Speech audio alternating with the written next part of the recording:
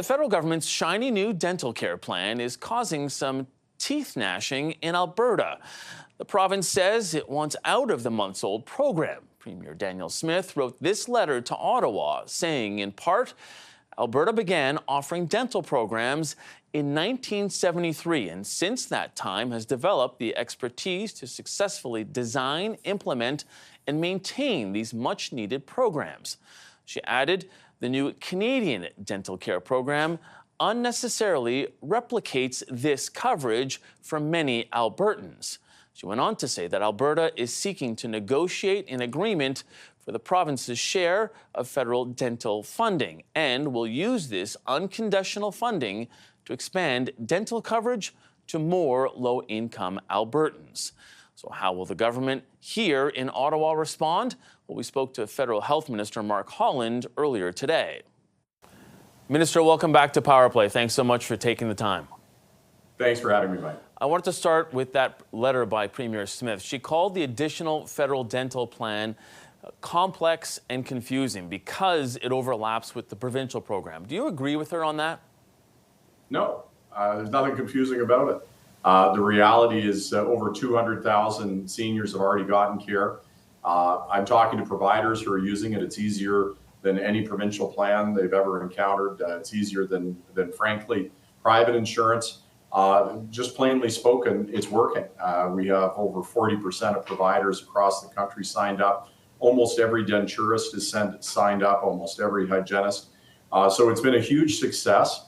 And, you know, I get politics is desired to be played on some of this stuff, but look, Albertans are getting care. That's extremely important. Canadians are from coast to coast, and we're not going to let anything get in the way of that.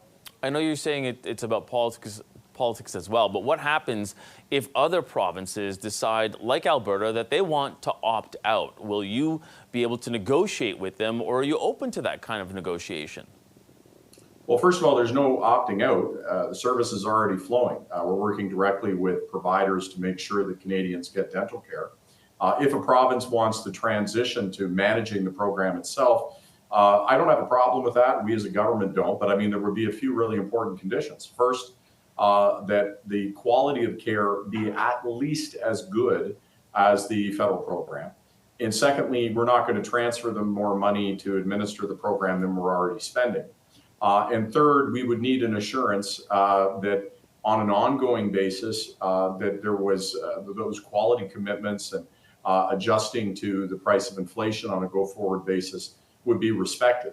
Ultimately, this is about care for us. This is about making sure that the 9 million Canadians who don't have dental coverage get it. You know, to put it in contrast, Mike, I was at Dalhousie University talking with, the various folks who were involved, a guy named Ryland, who's a third-year student, talking about somebody with an abscess in his mouth, bouncing around looking for care, not being able to get it. This poor person used gasoline in their mouth to try to dull the pain because they couldn't get dental care. We don't want to live in that kind of country. We need to make sure that people who need care get care, and that's what we're about here. But are you prepared to negotiate 10 separate deals with the different provinces if Alberta decides that, yes, they want to manage it on their own? Are you prepared to do that? And what does that say about your federal plan if a number of provinces decide to follow suit in that way? Well, first of all, the care is not going to stop. So, I mean, on the first order, everybody who is getting care should know that that will continue. We don't need the provinces to say yes or no. We're already delivering these programs working. I understand that, Minister, but with respect, if Danielle Smith is saying that she doesn't want to follow it because it continues to overlap, in her words, with the care that's already provided, well, then it doesn't seem like it is really working out the way that you intended it to. Well, with all due respect, they didn't offer dental care. Like Danielle Smith didn't offer dental care to uninsured people. So, you know, saying that that these folks don't have care and that making it about jurisdiction and politics, I think is just getting it backwards and wrong. Like, we should be happy. There are all kinds of people right now who are getting care who didn't before. Seniors who are getting dentures in their mouth. One lady, 41 years without a new pair of dentures. She was down to plastic plates in her mouth where she was crushing food. They're not interested in jurisdiction. They're interested in getting care. And so, of course, absolutely, we want to work with provinces. And if they want to transition to their own plan, what I'm hearing from providers is that they want assurances that those plans are going to be at least as good as the federal plan. And if the only reason that they want to move to it is because there's some politics in it, they're going to have to explain to their constituents why they're putting that ahead of care. So, absolutely, we're willing to have the conversations, but that is not something that's going to get in the way of care. It's not going to be something that stops us from delivering this program. We're delivering it today, more than 200,000 seniors, as I've said. Tomorrow, we're expanding it to those who are 18 and under and persons with disabilities. So we're moving ahead with this plan across the country. And we hope the provinces, are going to decide either to continue to let us deliver the program, or if they want to administer it themselves, then of course we're absolutely happy to have that conversation. But I've set out the requirements that would take, and secondly, say that that's not going to interrupt service. Minister, it has been 2 days since that by-election in Toronto St. Paul's. Yesterday on this program, Minister Karina Gould said that the party has to regroup. What does that look like in your mind? Well, what it looks like is delivering dental care. What it looks like is delivering pharmacare. What it looks like is putting the interests of the nation first and focused squarely on serving. We had an election. We are a government that was elected to serve Canadians, and that's what we have to do. In 16 months' time, we'll go to the polls. I was elected in 2004. I've gone through a lot of by-elections. And there's a lot of reading of tea leaves every time. And I get that, the fixation on the horse race or what this might pretend for that. But the world that we're in, 1 week is an eternity. Who knows what things are going to be in 16 months? And I don't think that's what Canadians want us focused on. But Minister, with respect, this has been a Liberal stronghold for 3 decades. This is not just any riding. Well, Carolyn Bennett is an extraordinary representative. She served for almost that entire time. And she is a formidable force in politics. There is no such thing as a guaranteed riding in this country, and nor should there be. You have to earn people's vote, and you have to do that. And the by-elections have all kinds of complicated dynamics. And again, I've gone through all kinds of these by-elections, and people say that it pretends this or that. I think that what we need to do is govern. That's what we were elected to do. Get things done, deliver results. That's where we have to stay focused. I don't think Canadians. I think there are some people who are interested in, the horse race and reading the tea leaves. But, the people that I'm talking to are worried about whether or not they're going to get dental care. And we're going to make sure they do. Diabetes patients worried about whether or not they're going to get the medications they need. We're going to make sure that happens. Women making sure they have access to contraceptives. That's what we're going to do. And I think that's what Canadians want a government focused on. Look, the Conservatives are going to continue to focus on Googling what's wrong in the world and parroting it. A 10-year-old could do that.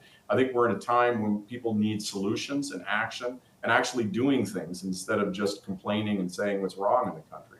And there will be a time, 16 months from now, where we have an election. And I think the way we should be evaluated fairly is how much we focused on the people that we serve and how well we did our job.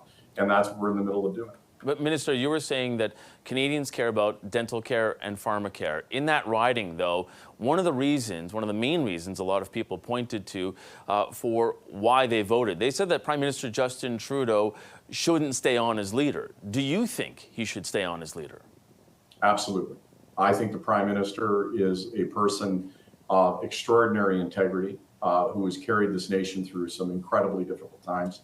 Watching him on a day in, day out basis, whether or not what he did through the pandemic or what he's done standing up in a world of tumult and difficulty, he is an extraordinary leader that our country is deeply lucky to have. And I think it's very easy to look at somebody who's stepping up and trying to make the country a better place and find reasons to criticize. But somebody who has dedicated his entire life to trying to make this country a better place, I'm deeply proud to serve alongside him, and I'm very excited to run alongside him in the next election. But how concerned are you that more voters are not thinking the way that you are? Actually, the majority in polls are showing that they think that your party would be better off without Justin Trudeau at the helm. Well, look, the day before I was nominated in 2004, people said, why are you running? There are going to be 250 Liberals elected under Paul Martin. You're going to be one of a countless number of MPs. There's no point in going. The day after my nomination, the news cycle changed, polls changed, and people said, "Why are you running? You can't get elected." In 20 years of politics, I've learned people like to pretend they know what's happening. They have no idea. No one has any idea what's happening a week from now. I think we spend entirely too much time prognosticating about things we have no knowledge of. We have issues today, now. We have a world in turmoil. We have conflict happening in various parts of the world. We have global wins that Canada is actually doing exceptionally well in this global turmoil and maintaining stability and having a remarkable economic story. I think we should be talking about problems that exist here today, taking time to talk about what the solutions are today, rather than, playing an imaginary game of what might happen in 16 months. I have no idea. You take 16 months before the pandemic, none of us had any idea what was going to happen there. Like, why are we spending so much time and energy talking about hypotheticals? I think we should be talking about what's happening here today. And what's happening here today is that we have people with very serious needs in our health system. And I'm doing absolutely everything that I can, and so is our government, to meet those needs here and now. And that's where our attention should be focused, because, focusing on what might happen and all kinds of different hypotheticals, who knows about those things? Yeah, but Minister, and over 20 years, I've learned that those aren't a good way to spend your energy and time. That may be fun as sort of a political sport, but that's not where people on the street are worried about. That's not what they're thinking. But Minister, it's not a hypothetical. What happened in Toronto, St. Paul's is not a hypothetical. What's not a hypothetical is the polls that are continuing to point to Justin Trudeau being unpopular as your leader.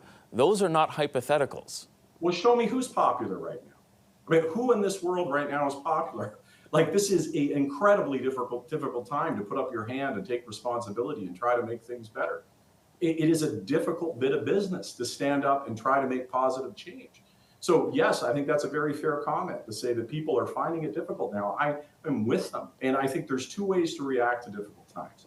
There's to hold a mirror to what's difficult and push into people's pain and make them feel worse, or to say, put up your hand and say, okay, I think I've got solutions. I'm going to go in and I'm going to try to make things better. I'm going to lift up. I'm going to do. And that's what I'm talking about. And so, I spend time knocking in St. Paul's. I certainly spend time across the country. I'm here in Windsor right now, hearing to people's frustrations. But I don't hear them talking about who's up or down in the polls. I hear them talking about worried about the world they live in, worried about climate change, worried about global turmoil, worried about Canada maintaining its strength of its position. And wanting to hear solutions. And so that's what we're focused on. And, in 16 months' time, there'll be an opportunity to evaluate that. But, from my position, having been around since 2004, I have seen over the last 9 years a prime minister who has leaned into extremely difficult times and stood up and done everything in his power to try to make things better for our country. And I would ask the question, who would we trade our position with? What country would we want to be instead of Canada? Who's doing better than Canada in these hard times? It's hard for every human being on this earth right now. And we have to do everything we can to make it better for every person that we can. But just leaning into problems and pushing into what's wrong, it's a cheap way to get attention. But what does it actually fix? Who does it actually help? And that's what we're focused on helping people.